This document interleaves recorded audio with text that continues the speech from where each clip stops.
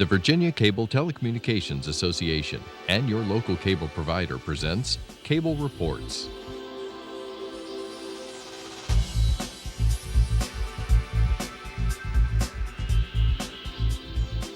Join us now as Cable Reports brings you up to date on current issues facing the Commonwealth through discussions with your local legislators and other policymakers from across Virginia.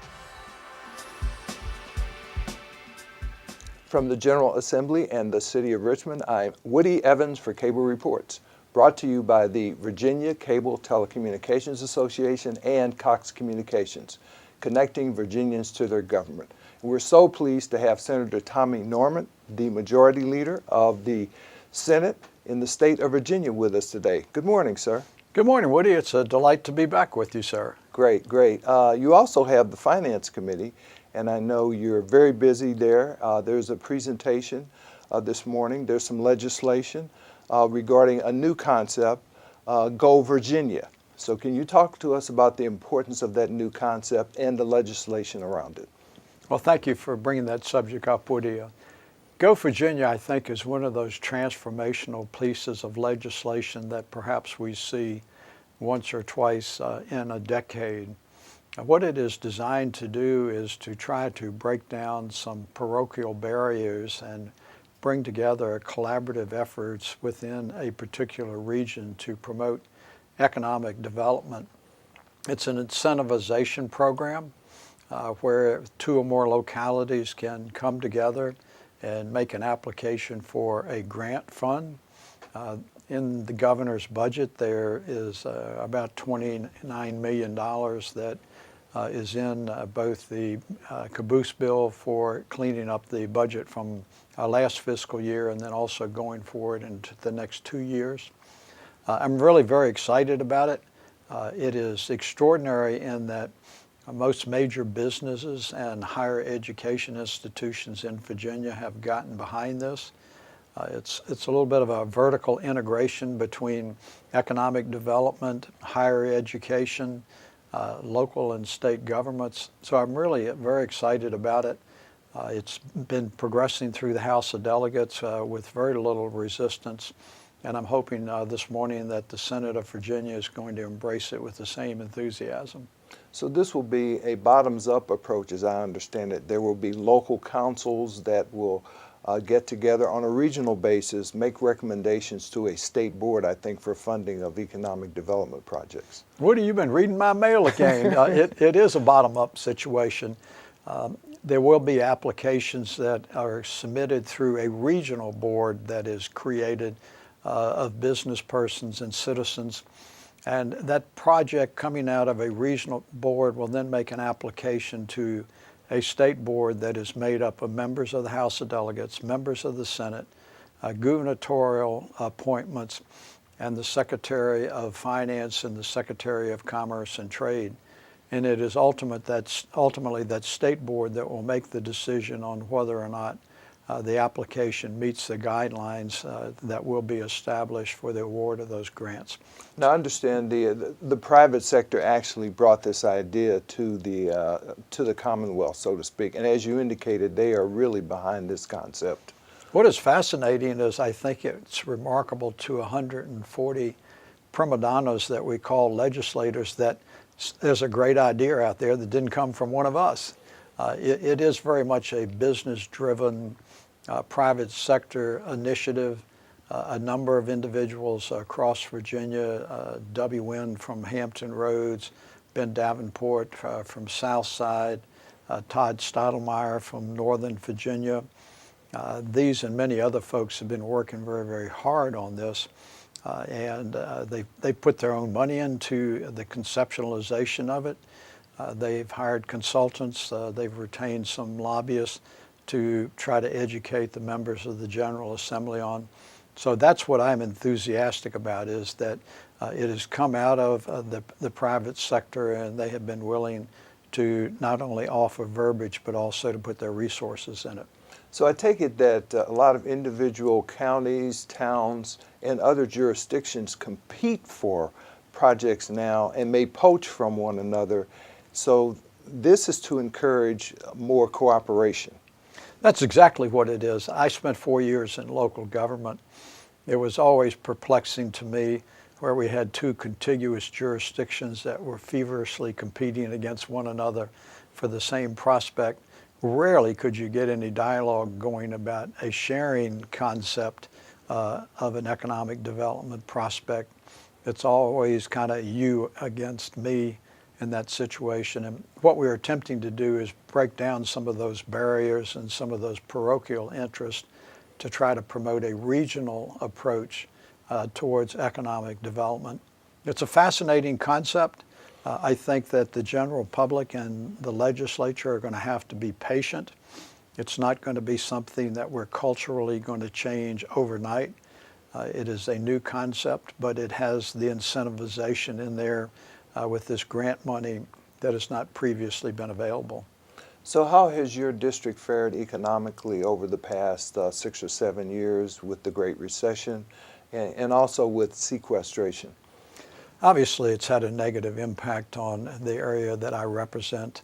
I'm from down in Hampton Roads, of course, and it includes going across the York River to Gloucester. Some of our major employers are highly dependent upon Department of Defense dollars. Specifically, what comes to mind immediately that impacts many of my friends in Gloucester is the Newport News shipyard. As you can recall, there was a layoff that was announced last fall. At the same time, the shipyard preemptively announced that would be approximately another 1,000 employees that would be laid off at the first of 2016. That is going on right now. And that is not because the shipyard doesn't remain a very viable and powerful economic engine in our community, but as a result of decisions that are being made in Washington and slowing down dollars for contracting on new naval vessels, you run through these various cycles at the shipyard.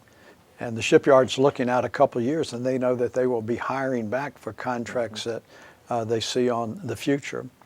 The other impact is that in our area of Virginia, we are the historic triangle, which it goes beyond Williamsburg, Jamestown, and Yorktown. It reaches over into Gloucester, where Pocahontas and Wawacomico, which they found was the Powhatan's village.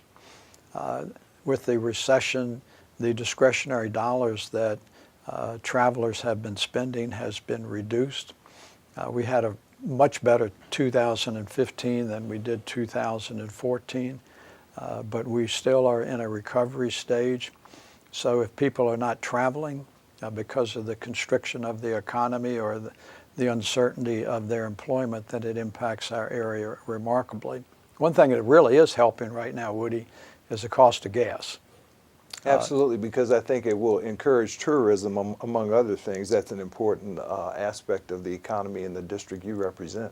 Well, in the area I represent, I think we're like an 80 to 90% drive destination. It's just the nature of our area, so the low cost of gas is helping some. So I think we need to embrace it and enjoy it before it starts climbing again. Now, what about the impact of agriculture and timber in your district? Well, we still have both agriculture and aquaculture, and the fancy word they use for timber is silviculture. We still have a pretty significant presence. In Gloucester, there's still some farms. There's still, timber over there. But I also represent a couple of precincts in Surrey, Islawhite, in Suffolk. So the preeminence of agriculture is not quite as strong as it used to be. What is picking up a lot of interest is the aquaculture industry with both oysters and clams. We continue to have a very strong fish and market that is coming in. So I'm pleased about that. And I know that the governor in his promotional tours that he's taking is advocating very, very heavily about aquaculture, agriculture, and silviculture across Virginia, and that's a very, very positive thing.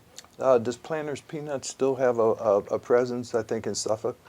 I haven't seen Mr. Peanut in a while with his monocle and his top hat on, but they still do have a presence. their presence is not as preeminent as it once was, Woody.